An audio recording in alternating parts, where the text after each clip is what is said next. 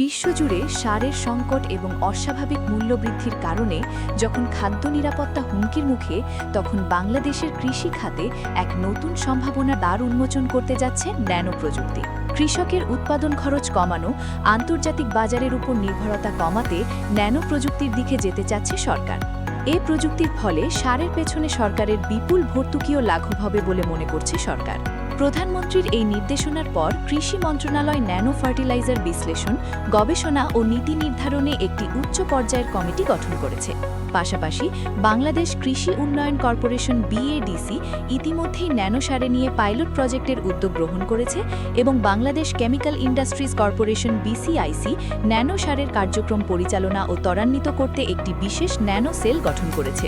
দেশের শীর্ষস্থানীয় সরকারি কৃষি গবেষণা প্রতিষ্ঠান বাংলাদেশ ধান গবেষণা ইনস্টিটিউট BRI, বাংলাদেশ কৃষি গবেষণা ইনস্টিটিউট BARI এবং বাংলাদেশ পরমাণু কৃষি গবেষণা ইনস্টিটিউট BINAর মাধ্যমে ন্যানো সারের বিভিন্ন বৈজ্ঞানিক টেস্ট ট্রায়াল সম্পন্ন হয়েছে।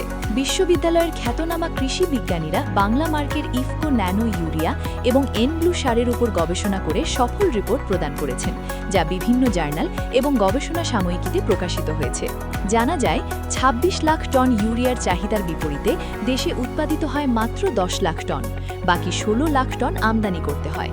আন্তর্জাতিক বাজার দর অনুযায়ী এই সার ক্রয়ে প্রায় ২১,০০০ কোটি টাকা খরচ হয় এবং কৃষককে কম দামে সার যোগান দিতে সরকারকে প্রায় ১৪,০০০ কোটি টাকা ভর্তুকি গুনতে হয়।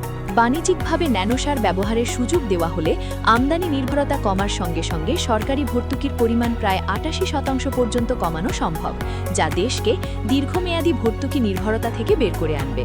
ন্যানোসারের কার্যকারিতা প্রায় ৯০% হওয়ায় এটি সরাসরি উদ্ভিদের পাতায় শোষিত হয় এবং মাটি ও পানির দূষণ রোধ করে।